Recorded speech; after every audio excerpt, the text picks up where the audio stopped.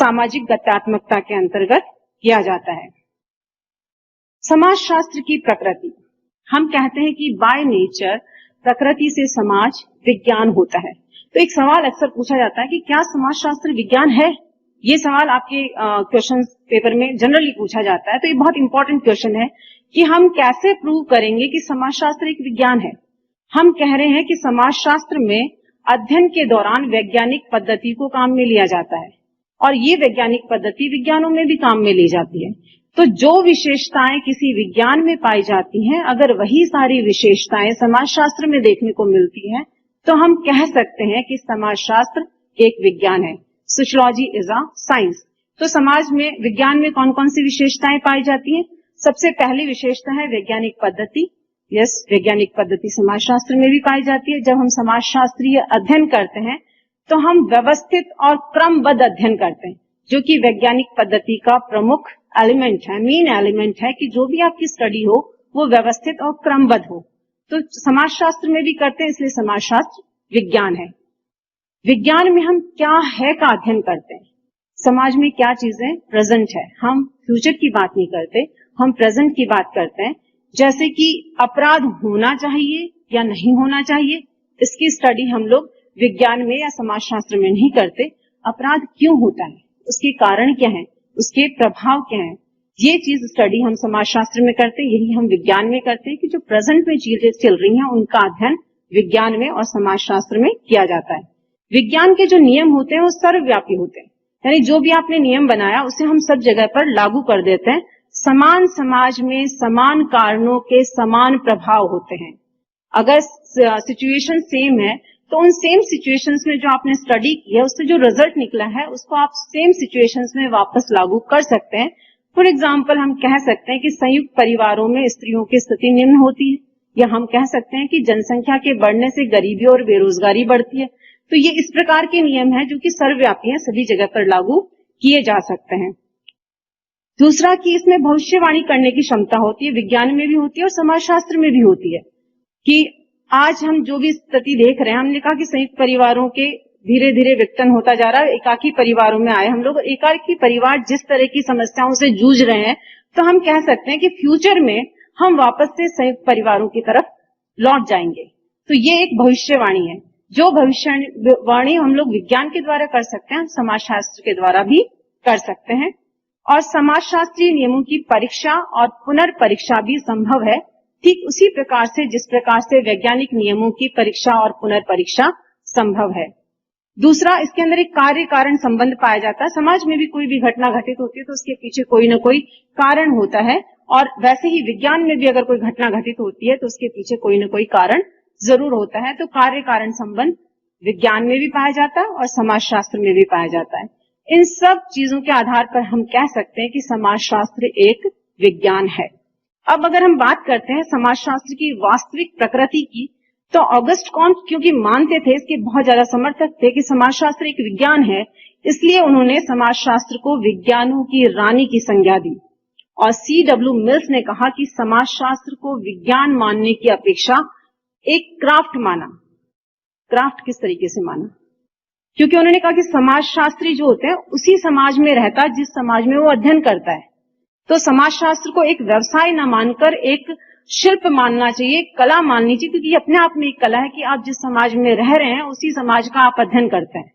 इसलिए उन्होंने समाजशास्त्र को विज्ञान मानने की अपेक्षा एक क्राफ्ट की संज्ञा दी थी। फर्स्ट पॉइंट कि समाजशास्त्र एक सामाजिक विज्ञान है, प्राकृतिक विज्ञान नहीं है, क्योंकि समाजशास्त्र सामाजिक तथ्यों और सामाजिक प्रक्रियाओं का अध्ययन करता है, और यदि वह प्राकृतिक घटनाओं का अध्ययन करता भी है तो उस संदर्भ में करता है कि इन प्राकृतिक घटनाओं का सामाजिक जीवन पर क्या प्रभाव पड़ता है।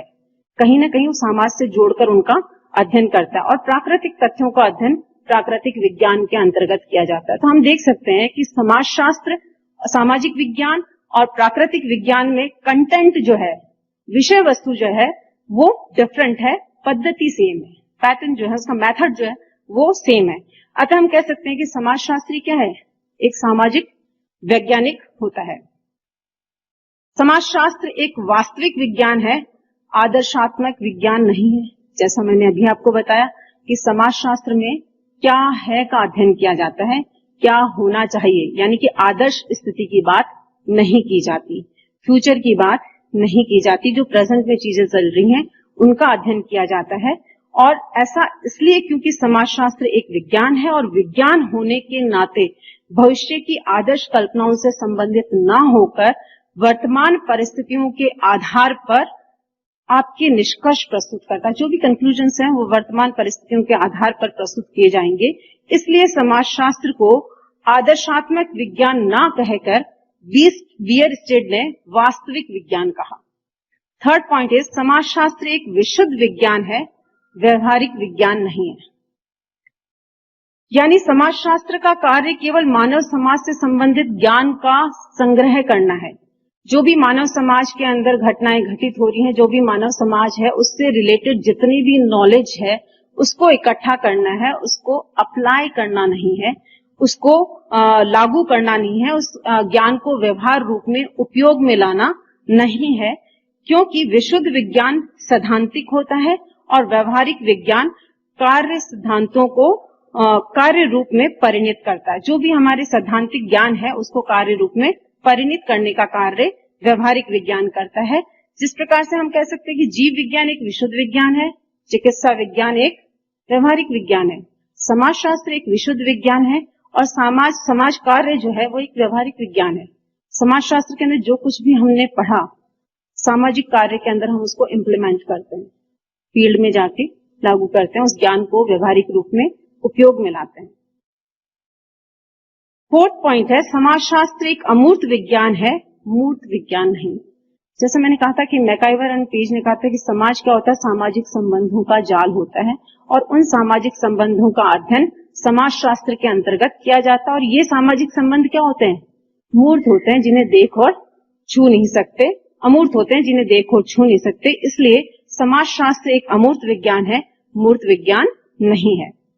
समाजशास्त्र एक सामान्य विज्ञान है, विशेष विज्ञान नहीं है, क्योंकि समाजशास्त्र में सभी सामान्य संबंधों का अध्ययन किया जाता है, विशिष्ट संबंधों का अध्ययन नहीं किया जाता। कुछ विशेष संबंधों का अध्ययन नहीं होने के कारण, सामान्य संबंधों का अध्ययन करने के कारण हम इसको एक सामान्य विज्ञान की श्रेणी के अंदर रखते हैं।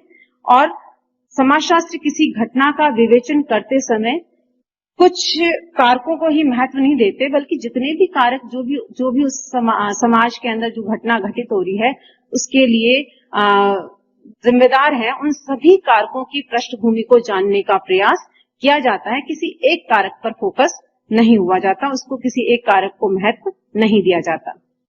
समाजशास्त्र का लास्ट पॉइंट है कि तार्किक और अनुभव सिद्ध, कि समाजशास्त्र में वैज्ञानिक पद्धति के द्वारा अध्ययन किया जाता है और तर्क के द्वारा, लॉजिक के द्वारा ये जानने का कोशिश की जाती है कि जिन भी तथ्यों को हम शामिल कर रहे हैं समाजशास्त्र की विषय वस्तु के अंतर्गत, समाजशास्त्र के अध्ययन के दौरान, वो सारे के सारे सामाजिक तथ्य जो हैं उनको हम तर्क के आधार पर स्पष्ट कर सकते हैं या नहीं कर सकते, उनके पीछे कुछ ना कुछ लॉजिक होना जरूरी है।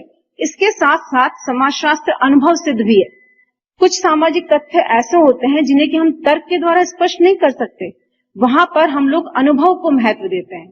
तो वहां अनुभव जो होते हैं वो महत्वपूर्ण हो जाते हैं, जैसे कि नैतिकता, लोकाचार, जनरीतियां, प्रथाएं, परंपराएं। कंक्लूजन में हम कह सकते हैं कि एलेक्स इंकल्स ने अपनी पुस्तक व्हाट इज सोशियोलॉजी में कहा कि यहाँ पर विषय क्षेत्र का जो हम स्टार्टिंग करते हैं कि इसका विषय क्षेत्र क्या होना चाहिए, तो वहां पर एलेक्स इंकल्स ने अपनी पुस्तक व्हाट इज सोशियोलॉजी में कहा कि समाजशास्त्र एक परिवर्तनशील समाज का अध्ययन करता है, इसलिए समाजशास्त्र के अध्ययन की ना तो कोई सीमा निर्धारित की जा सकती है और ना ही इसके अध्ययन क्षेत्र को बिल्कुल स्पष्ट रूप से परिभाषित किया जा सकता है। क्षेत्र का अर्थ बेसिकली उन संभावित सीमाओं से होता है जिनके अंदर रहकर किसी विषय का अध्ययन किया जाता है। और समाजशास्त्र विषय के क्षेत्र के संबंध में विभिन्न समाजशास्त्री जो थे उनके अंदर मतभेद पाए जाते थे, इसलिए दो संप्रदायों का निर्माण हुआ। परिवर्तनशील समाज का अध्ययन है, दो संप्रदाय हैं, पहला है समन्वयात्मक संप्रदाय और दूसरा है स्वरूपात्मक संप्रदाय। समन्वयात्मक संप्रदाय के समर्थक थे हाबहाउस, दुर्खीम, सोरोकिन, इंकल्स और इन्होंने बताया कि समाजशास्त्र को एक विशिष्ट विज्ञान ना मानकर एक सामान्य विज्ञान माना जाना चाहिए। क्यों? क्योंकि ये मानते थे कि समाज के संबंध में अगर हमको संपूर्ण ज्ञान प्राप्त करना है तो उसके लिए समाज के क्षेत्र को हम कुछ सामाजिक संबंधों के स्वरूपों के ऊपर निर्भर नहीं कर सकते, उन तक सीमित नहीं कर सकते।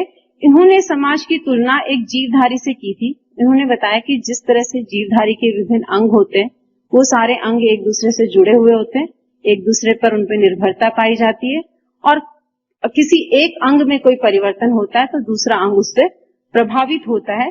ठीक इसी प्रकार से समाज का निर्माण विभिन्न इकाइयों से होता है। विभिन्न इकाइयां परस्पर एक दूसरे से संबंधित होती है और किसी भी समाज के किसी भी एक इकाई में भाग में होने वाला परिवर्तन दूसरे भाग या इकाई को प्रभावित करता है।